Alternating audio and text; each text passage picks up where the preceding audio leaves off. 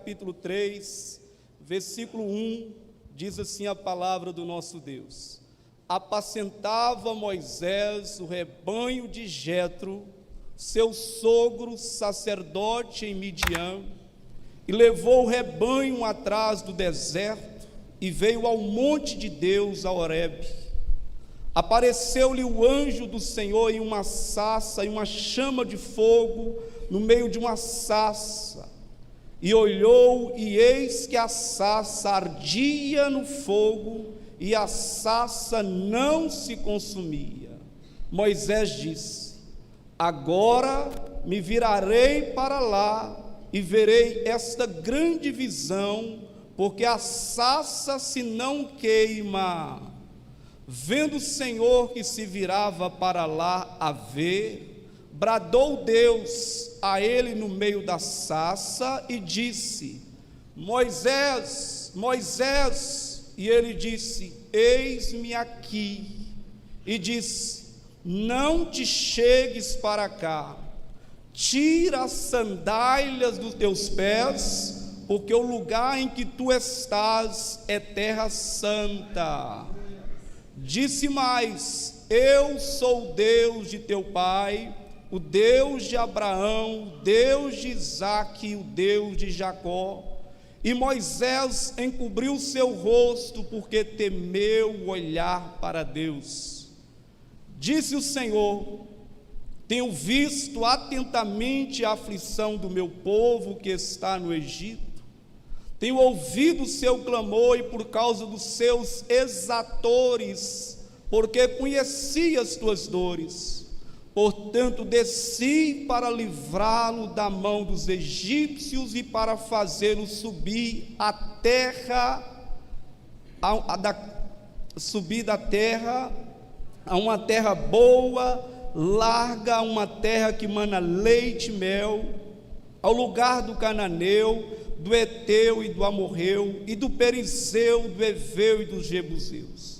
E agora eis que o clamor dos filhos de Israel chegou a mim, e também tenho visto a opressão em que os egípcios os oprimem. Vem agora, pois eu te enviarei a Faraó, para que tires o meu povo, os filhos de Israel, do Egito. Então Moisés disse a Deus: quem sou eu que vá a Faraó e tire do Egito os filhos de Israel? E Deus disse: certamente serei contigo, e isso te será por sinal, e eu te enviei quando houveres tirado este povo do Egito. Servireis a Deus neste monte. Então disse Moisés a Deus: eis que quando vier os filhos de Israel e lhes disser: o Deus de vossos pais me enviou a vós, e eles me disseram: qual é o seu nome? Que lhes direi? E Deus disse a Moisés: eu sou o que sou. Disse mais: assim dirás os filhos de Israel: eu sou, me enviou a vós. E Deus disse a Moisés: assim dirás aos filhos de Israel: o Senhor Deus de vossos pais, o Deus de Abraão, o Deus de Isaque e o Deus de Jacó me enviou a vós. Este é o meu nome eternamente, este é o meu memorial de geração em geração. Fecha sua Bíblia, fecha também os seus olhos e vamos orar. Nosso Deus e nosso amado e eterno Pai, seja o teu nome engrandecido e louvado por essa noite tão maravilhosa que o Senhor nos concede, de reunirmos neste lugar, congregarmos como igreja, em louvor e adoração e exaltação ao santo nome do Senhor Jesus Cristo. A tua presença é real em nosso meio, e toda honra, toda glória, todo louvor, toda exaltação seja dada exclusivamente à pessoa do nosso amado e Salvador Jesus Cristo. Meu Deus, envolva este ambiente com a tua glória. Toma, Senhor, a nossa mente, o nosso coração nesta noite, neste lugar. Meu Deus, joga por terra, Senhor, toda barreira, todo impedimento, tudo aquilo que vier para arrancar, subtrair a palavra dos corações. Meu Deus, vá desfazendo nesta noite de adoração, Senhor. Receba, meu Deus, todo o louvor. É que nós te louvamos e te exaltamos em nome do Senhor Jesus. Digam amém, digam graças a Deus. Amados irmãos, preste atenção nesta palavra, porque a palavra de Deus diz que a fé, ela vem pelo ouvir, e o ouvir a palavra de Deus. O texto lido nos fala acerca do encontro de Deus com Moisés. E eu reparo, irmãos, uma coisa, que todas as pessoas nas Escrituras Sagradas que tiveram um encontro com Deus, tiveram as suas vidas transformadas. Alguém aqui já teve um encontro com o Senhor Jesus Cristo? Diga glória a Deus. Pois bem, todas as pessoas que tiveram encontro com Deus de Abraão, de Isaque e de Jacó, tiveram as suas vidas impactadas, transformadas, meus irmãos e irmãs. Foi assim com Abraão, foi assim com Isaque, foi assim com Jacó. Foi assim com o profeta Isaías, que viu o Senhor assentado em um alto e sublime trono.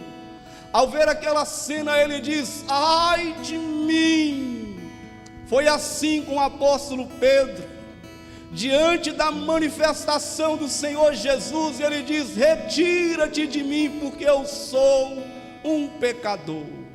Foi assim também com o apóstolo Paulo, que ficou cego por 3 dias, depois de ter visto a glória do Senhor se manifestado a ele. E o texto lido nos fala acerca do encontro de Moisés com Deus, irmãos, ali no Monte Horebe. Uma coisa a notar é que a vida de Moisés só entrou no eixo a partir do momento deste encontro que ele teve com Deus. E eu quero nesta noite, amada igreja, extrair 5 lições e compartilhar com vocês nessa noite sobre esta experiência vivida por Moisés naqueles dias. A primeira lição que eu quero compartilhar contigo nesta noite é que Deus usa quem Ele quer. Dá para repetir isso? Deus usa quem Ele quer. Dá para falar para a pessoa do seu lado? Deus. Pois bem, preste atenção aqui nesta noite, amados irmãos, pois é isto que Deus está fazendo aqui nesta noite. Veja que no meio de tantas árvores imponentes naqueles dias, como a videira, como a oliveira, como a figueira, como o cedro, como a acácia, a Bíblia diz que simplesmente Deus vai usar, irmãos, uma sarça, um arbusto qualquer. O que é, irmãos, uma sarça? O que é um arbusto? Um arbusto é uma moita seca sem vida. Um arbusto é uma moita seca de espinho, meus irmãos. Veja que no meio de tantas árvores que tomam destaque nas Escrituras Sagradas, Deus vai simplesmente escolher um arbusto seco sem vida, uma sarça. Diz que Deus simplesmente usa aquela sarça, meus irmãos, para trazer uma revelação a Moisés. Veja que quando nós olhamos para as Escrituras Sagradas, nós vemos que Deus, Ele tem um apego especial em usar aquilo que é pequeno, aquilo que é desprezível até os nossos olhos. Veja o que está escrito em 1 Coríntios, do capítulo 1, no versículo 26 até o versículo 28, Deus dizendo: porque vede, irmãos, a vossa vocação, que não são muitos sábios segundo a carne, nem muitos poderosos, nem muitos nobres que são chamados, mas a Bíblia diz que Deus escolheu as coisas loucas deste mundo para confundir as sábias. A Bíblia diz que Deus escolheu as coisas fracas, igreja, deste mundo para confundir as fortes. Deus escolheu as coisas vis, as coisas desprezíveis desta terra, deste mundo, e as que não são, para aniquilar as que são. Agora, por que Deus faz isso? Diz que para que nenhuma carne se glorie perante o Deus Altíssimo. É tanto que o profeta Isaías chega a dizer que não glorie o sábio na sua sabedoria, nem glorie o forte na sua força, mas o que se glorie nisto, em me conhecer e saber que eu sou Deus sobre todas as coisas, meus irmãos e irmãs. Veja que Deus, irmãos, Ele tem um apreço de usar aquilo que é desprezível aos nossos olhos. Talvez você que aqui está nessa noite se sente incapaz, meus irmãos, e eu te digo que Deus, Ele olha para você, e o interesse de Deus é usar você nessa sociedade que nós estamos vivendo, igreja. Talvez você diz: porque eu, Senhor, sou um ser tão pequeno, tão frágil. É você que Deus quer usar para fazer uma grande obra nesta terra, meus irmãos e irmãs. Precisamos entender uma coisa, que Deus, Ele quer se apoderar das nossas vidas, seres frágeis, a fim de que sejamos um grande instrumento dEle na face desta terra. Deus está usando aqui essa sarça, Deus está usando aqui este arbusto, esse ser que até então era algo insignificante. Segunda lição, igreja. A segunda lição é que a sarça ardia, porém o fogo não se consumia. Dá para repetir isso? A sarça ardia, porém o fogo não a consumia. Veja que coisa interessante, que esta é a visão que Moisés está tendo ali no Monte Horebe. Diz no versículo 2 que o anjo do Senhor, em uma sarça, em uma chama de fogo, no meio de uma sarça, olhou, e eis que a sarça ardia no fogo, e a sarça não se consumia, igreja. Talvez você não saiba, mas fogo na Bíblia denota prova. Fogo na Bíblia denota provação, meus irmãos e irmãs. E veja que nós precisamos entender uma coisa, que no decorrer das nossas vidas nós passaremos pelo fogo, igreja. No decorrer da nossa trajetória nós passaremos por provações na nossa vida.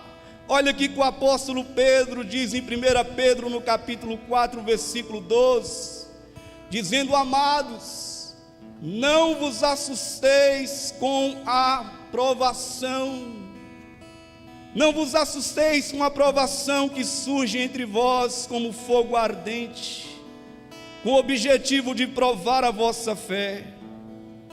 Não entendais isso, se algo estranho vos estivesse acontecendo. Pedro está dizendo, irmãos, que quando nós estivermos passando por tribulações na nossa vida, por provações, não há necessidade de nós desesperarmos. Não há necessidade de eu e você perder, como diz o ditado, o fio da estribeira, se desesperar, meus irmãos, porque nós temos um Deus que está no controle de todas as coisas. Pedro continua dizendo no capítulo 1, versículo 7, dizendo que a prova da vossa fé mais preciosa do que o ouro que perece, embora provada pelo fogo, redunde para o louvor, para a glória e honra e revelação do nosso Senhor Jesus Cristo. Ele está dizendo que cada prova que você passa, o nome do Senhor Jesus Cristo está sendo engrandecido, está sendo glorificado, está sendo entronizado através das nossas vidas. O apóstolo Paulo chega a dizer que todas as coisas cooperam para o bem daqueles que amam a Deus. A prova que você está passando, meu irmão, coopera para o bem. A luta, a adversidade que você enfrenta no decorrer da sua vida está cooperando para o bem daquele que ama, daquele que adora o Senhor. Mas há duas coisas interessantes aqui, irmãos. Primeira coisa é notar que diz o texto que o fogo não consumia a sarça.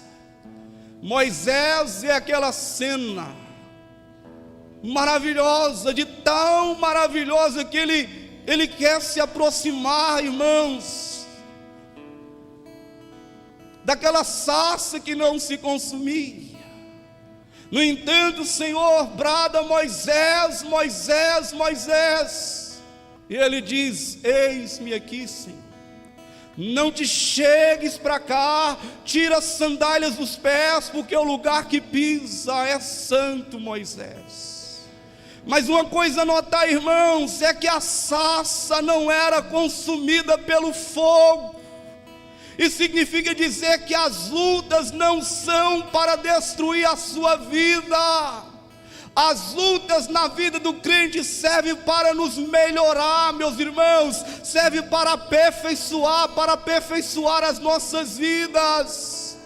Significa que você vai passar pela prova, você vai passar pela tormenta, mas a tormenta, a provação, o fogo não vai consumir a sua vida. Pelo contrário, vai melhorar a sua fé, vai te levar à perseverança, vai te levar ao crescimento, vai te levar a exaltar e glorificar a Deus, meus irmãos e irmãs.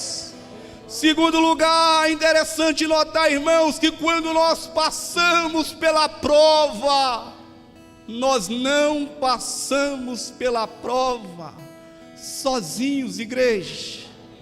Nós temos a presença do Senhor Deus ao nosso lado, e esta era a certeza inabalável de Davi. Davi, ele dizia que ainda que ele passasse pelo vale da sombra da morte, pelo fogo, pelas provações, a certeza dele era que Deus estava com ele naquele momento, meu irmão. Então a prova vem, e a certeza é que nós não entraremos no vale, na prova, sozinhos.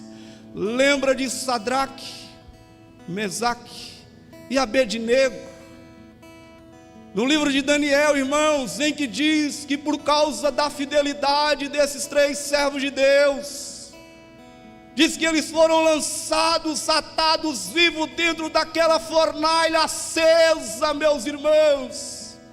Mas diz que os três estavam ali e o fogo não queimaram, porque o quarto homem, a presença de Jesus, estava ali com eles, meus irmãos. E olha a promessa no livro do profeta Isaías, que diz o seguinte: que quando passares pelas águas, eu serei contigo. Deus é contigo, meu irmão, minha irmã. Quando passares pelo fogo, pela prova, este fogo da prova não vai te consumir, meu irmão, não vai te destruir. O fogo não te queimará, nem chama arderá em ti, porque a presença de Deus é conosco, igreja do Senhor.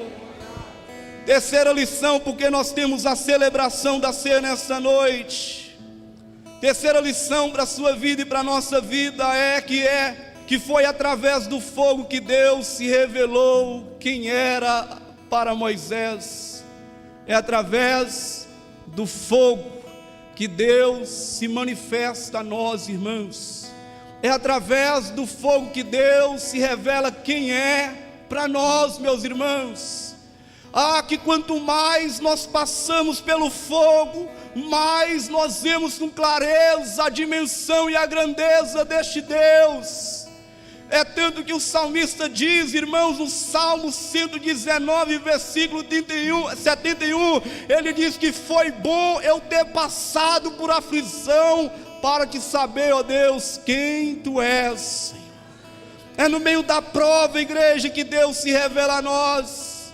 A Bíblia diz que quando Moisés, ele tem esse encontro com Deus ali na sarça, essa sarça que não se consumia, igreja, diz o texto sagrado que Moisés, dialogando com Deus, Deus dá uma ordem para ele, dizendo: Moisés, eu te digo que vá e tire o povo, os filhos de Israel, da escravidão.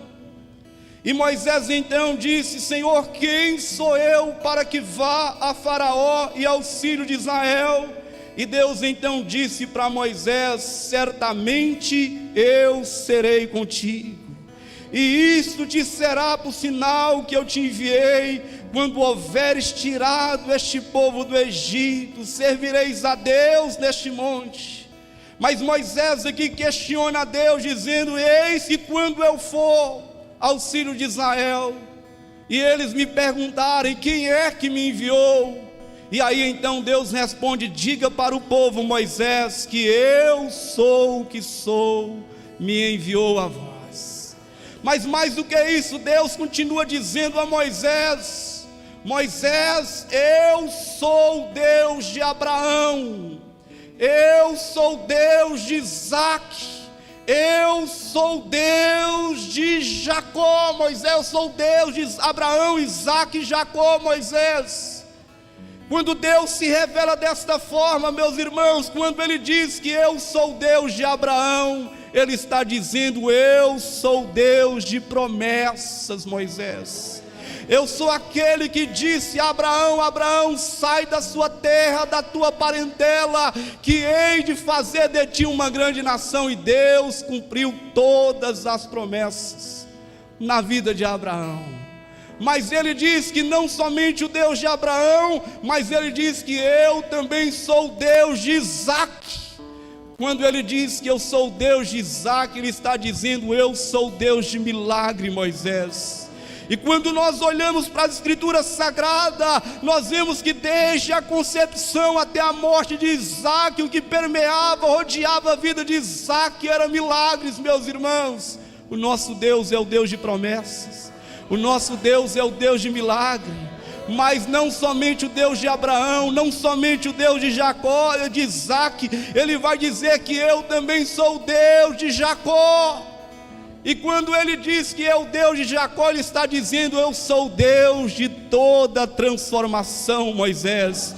E nós vemos essa transformação na vida de Jacó, lá no Val de Jaboque. Você sabe a vida que Jacó tinha antes de ter o encontro com Deus naquele vale, irmãos. O seu nome foi transformado, foi mudado de Jacó, suplantador, traiçoeiro, para Israel, príncipe que lutaste com Deus e prevaleceste. O nosso Deus é o Deus que tem poder de transformar vidas, é o Deus que tem poder de transformar situações. Se você crê nisso, aplauda o Senhor nesta noite.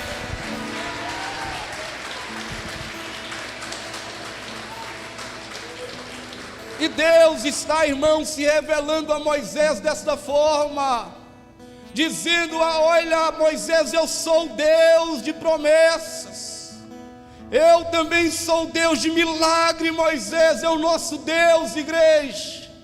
A Bíblia, as Escrituras Sagradas, diz que Ele continua sendo o mesmo de ontem, de hoje e eternamente. E este Deus de milagre, este Deus de promessa, este Deus de maravilhas também está entre nós nessa noite, aqui neste lugar, igreja. Mas Deus não queria ser somente o Deus de Abraão, o Deus de Isaque, o Deus de Jacó. Ele queria ser o Deus de Moisés. Deus, Ele não quer ser somente o Deus de Abraão, de Isaque e de Jacó, mas Ele quer também ser seu Deus nessa noite, meu irmão. E qual é o Deus de Moisés? Ele está dizendo: Moisés, a partir deste encontro nessa sarça, a partir de agora, não serei mais o Deus desses 3 patriarcas, eu serei o Deus de Moisés, irmãos. E qual é o Deus de Moisés? É o Deus que opera proezas, é o Deus que opera milagres, é o Deus que abre o mar vermelho, é o Deus que vai à frente do seu povo, é o Deus que joga as muralhas de Jericó por terra, é o Deus que tira o povo da escravidão e transporta a terra prometida, meu irmão. É o nosso Deus. Nessa noite nós o louvamos e exaltamos, irmãos e irmãs. É através do fogo, irmãos, é através da sarça que Deus se revela, igreja. Quanto mais prova você passa, mais de Deus você conhece. Esta é a finalidade. Foi bom eu ter sido afligido para conhecer os seus decretos. Você conhecerá mais de Deus nas lutas, meus irmãos. Por isso te aconselho: não rejeite as provações da sua vida. Não aceite essa tese, ensinamento falso que diz aí, que quando a pessoa está passando por luta, a pessoa diz: eu rejeito em nome de Jesus. Não faça isso, porque não foi isso que Jó fez. Você não encontra Jó dizendo: eu rejeito essa luta. Pelo contrário, ele se submeteu, irmãos, e o resultado, Deus honrou, Deus levantou Jó novamente. Pelo contrário, em meio à prova, a Bíblia diz que Jó se lançou em rosto em terra, dizendo: nu saí do ventre da minha mãe, nu tornarei para lá. Meu Deus me deu, meu Deus tomou. Bendito e exaltado seja o nome do Senhor, irmãos. E Jó vai chegar ao ponto de dizer o seguinte: antes dessa prova, deste fogo, dessa sarça que não se consome, antes eu te conhecia somente de ouvir falar, mas agora eu me arrependo e me abomino do pó e na cinza que os meus olhos te veem, Senhor. É na luta que você passa a ter clareza de quem é Deus, meus irmãos. É nas provações, é nas adversidades, é no estreito que você vai saber que Deus, Ele é contigo. E se você for lançado lá, irmãos, na fornalha de fogo, não há necessidade de você temer, porque o 4º homem, o Senhor Jesus Cristo, estará contigo. Você não estará nessa luta, nessa peleja sozinha. E essa peleja, essa provação servirá para que a sua fé seja aperfeiçoada em Deus, igreja. Mas há uma 4ª lição aqui nesta noite, e eu quero compartilhar isso com você. É no meio da sarça, é no meio do fogo que Deus, Ele exige santidade, irmãos. Se tem uma pregação fora de moda dentro da igreja hoje, chama-se santidade, igreja. Moisés, ao ver aquela cena, daquele arbusto, daquela sarça, daquele espinheiro que não se consumia, diz o texto que Moisés, ele tenta se aproximar, se achegar, mas Deus diz, Deus bradou: Moisés, Moisés, não te chegues para cá, tira as sandálias dos pés, porque onde pisa é lugar santo, Moisés. Dói meu coração nesses dias, irmãos, como que a igreja do Senhor tem perdido a reverência. Como que muitos de nós temos perdido, irmãos, o temor pelo nome do Senhor. Precisamos entender que Deus, Ele continua santo, Ele continua sendo santo. E se há algo que Deus exige de mim e você, olha para cá, é santidade, igreja. O apóstolo Pedro diz: sede santo. Por quê? Porque eu sou santo. Significa que para nós relacionarmos com este Deus é necessário percorrermos o caminho da santidade. Precisamos, quando nós estivermos na presença de Deus, irmãos, tirar as nossas sandálias da soberba, da arrogância, dos pecados, irmãos, ocultos no nosso coração, para nos relacionar com este Deus. Moisés tira as sandálias, porque o lugar onde pisa Moisés é santo.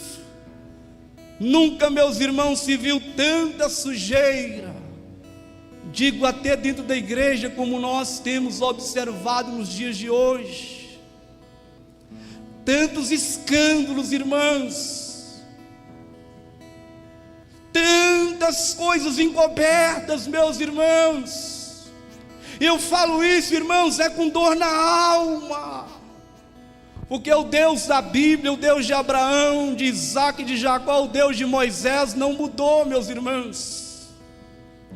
Ele continua sendo santo, e Ele continua exigindo santidade da igreja. Não há como me relacionar com Deus se não for através da santidade. Hebreus capítulo 12, versículo 14: segui a paz com todos e a santificação, sem a qual ninguém verá Deus, meus irmãos. Significa que nós precisamos reavaliar a nossa vida espiritual. Quantas pessoas, irmãos, com sentimentos de mágoa, de ira no coração, no templo, irmãos. Interessante notar que Deus, Ele não está aqui, irmãos, mas está aqui dentro de nós. Nós somos terra santa do Senhor, nós somos propriedades exclusivas deste Deus. Não sabeis vós que sois santuários de Deus? Não sabeis vós que o Espírito Santo habita em vós, e que não sois de vós mesmos? Glorificai, pois, a Cristo aonde? Igreja, no nosso corpo. Significa que o nosso corpo é morada de Deus, é templo de Deus, e nós não podemos permitir que o nosso corpo, irmãos, seja impetrado de sujeira, de impureza, porque não há como vermos a Deus, irmãos, se não for através da santidade. A santidade, que é um processo na vida do crente, que inicia no momento que você entrega a sua vida para Jesus, e só termina quando você parte para a glória, meus irmãos.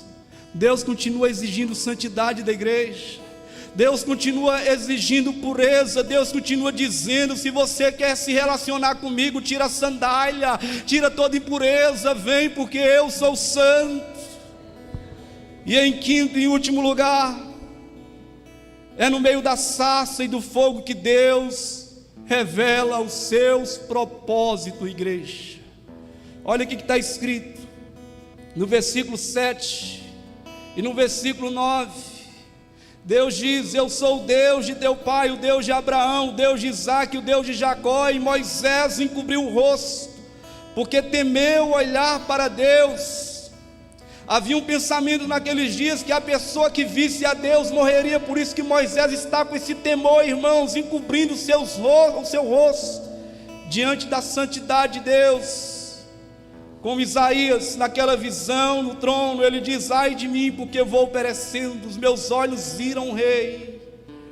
Então disse o Senhor: tenho visto atentamente a aflição do meu povo, tenho ouvido o seu clamor, e por causa do seu clamor, porque conheci as suas dores, portanto desci para livrá-lo da mão dos egípcios, e para fazê-lo subir da terra a uma terra boa, larga, a uma terra que mana leite e mel, igreja.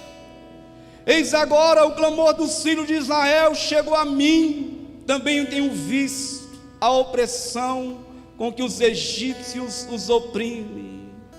Deus então disse para Moisés: vem agora, pois eu te enviarei a Faraó, para que tires o meu povo, os filhos de Israel, do Egito. Qual é o propósito de Deus, irmãos? O propósito de Deus é de libertar. O propósito de Deus aqui é conduzir o seu povo. O propósito de Deus aqui é salvar aquela nação que estava debaixo da escravidão, mas para isso precisava de alguém, precisava de Moisés. Deus, no meio da sarça e do fogo, além de revelar quem Ele era, Ele revela também o seu propósito. E este propósito de Deus, irmãos, continua atual para as nossas vidas aqui nesta noite. O propósito dele continua sendo de libertar. Conhecereis a verdade vos libertará. O propósito de Deus continua sendo ainda de conduzir o seu povo sobre a face desta terra até Jerusalém celestial. O propósito de Deus continua sendo de salvar vidas. Mas a pergunta que eu faço: você está disposta, assim como Moisés se deixou ser usado naqueles dias, de dizer: meu Deus, eis aqui a minha vida, usa-me para a glória e louvor do teu santo nome. Eu quero convidar a igreja a se colocar de pé nesta noite.